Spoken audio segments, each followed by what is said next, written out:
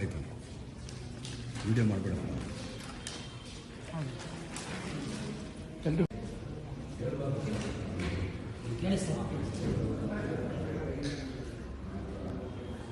ನಾಡೋಜ ಬರಗೂರು ರಾಮಚಂದ್ರಪ್ಪ ಅವರ ಸೌಹಾರ್ದ ಭಾರತ ಸಮಾನತೆಯ ಸ್ನೇಹಿತ ಅಂತ ಹೇಳುವ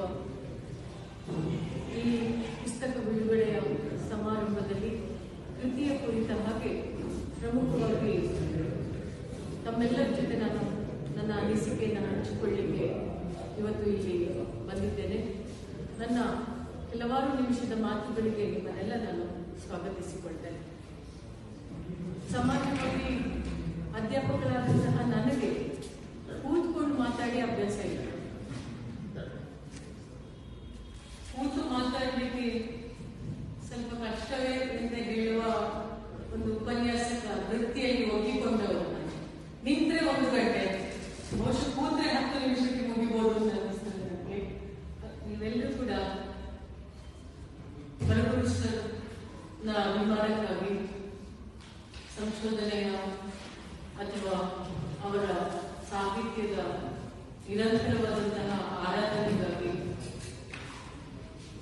ಜನಾನುರಾಗಿಗಳಾಗಿ ಸಾಹಿತ್ಯದ ಮುಂದುವರಿಕೆಯಾದಂತಹ ಸಿನಿಮಾವನ್ನ ಬರಗೂರು ರಾಮಚಂದ್ರಪ್ಪ ಅವರು ಸುಮಾರು 25 ವರ್ಷದಿಂದ ತಮ್ಮ ನಿಜವಾದಂತಹ ಸಾಮಾಜಿಕ ಕಾಳಜಿಯ ಬದ್ಧತೆಯ ನೆಲೆಯಲ್ಲಿ ಅದನ್ನು ಬೇರೆ ಬೇರೆ ಸಿನಿಮಾಗಳ ಮೂಲಕ, ನಿರ್ದೇಶನದ ಮೂಲಕ ಅಥವಾ ಸಿನಿಮಾ ರಂಗದಲ್ಲಿ ಕಥೆಗಳ ಮೂಲಕ, ಕಥಾ ಸುದ್ದಿಗಾರರ ಹಿನ್ನೆಲೆಯಲ್ಲಿ ಕವಿಗಳಾಗಿ, ಬಂಡಾಯದ ನೇರ ವ್ಯಕ್ತಿತ್ವವಾಗಿ, ಕಾದಂಬರಿಕಾರರಾಗಿ, ಬಹುಶಃ ಮೇಷ್ಟ್ರನ್ನ ನಾವು ನೆನಪಿಸಿಕೊಳ್ಳದೇ ಇರುವಂತಹ ಮಜಲುಗಳಿಲ್ಲ. ಅತ್ಯುತ್ತಮ ಪ್ರಾಧ್ಯಾಪಕರಾಗಿ, ನನಗೆ ಮೇಷ್ಟ್ರು ಮುಖ್ಯ ಆಗಿದ್ದು ಅತ್ಯುತ್ತಮ ಪ್ರಾಧ್ಯಾಪಕರಾಗಿ, ಈ ಅವರ ನಿರಂತರವಾದ ಅಧ್ಯಯನಶೀಲತೆ, ಸಾಮಾಜಿಕವಾದಂತಹ ಬದ್ಧತೆ ಮತ್ತು ಇಡೀ ಒಂದು ಜನಮೂಲದ ನೆಲೆಯಲ್ಲಿ ತಮ್ಮನ್ನು ತಾವು ತೊಡಗಿಸಿಕೊಂಡ ಪರಿಣಾಮವಾಗಿ ಅವರ ಆಲೋಚನೆಗಳು ಹೇಗೆ ಅಂತ ನಾವು ಯೋಚನೆ ಮಾಡಿದ್ರೆ ಅದಕ್ಕೆ ನಮಗೆ ಸಿಗುವ ಬಹಳ ಮುಖ್ಯವಾದಂತಹ ಒಂದು ಸಾಕ್ಷಿ ಯಾವುದು ಅಂತ ಹೇಳಿದ್ರೆ ಸೌಹಾರ್ದ ಭಾರತ ಸಮಾನತೆಯ ಸ್ನೇಹಿತ ಅಂತ ಹೇಳುವುದಕ್ಕೆ.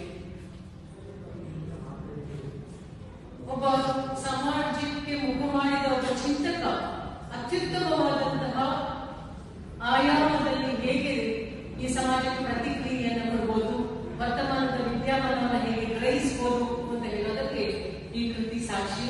ಇದು ಏಕಕಾಲಕ್ಕೆ 20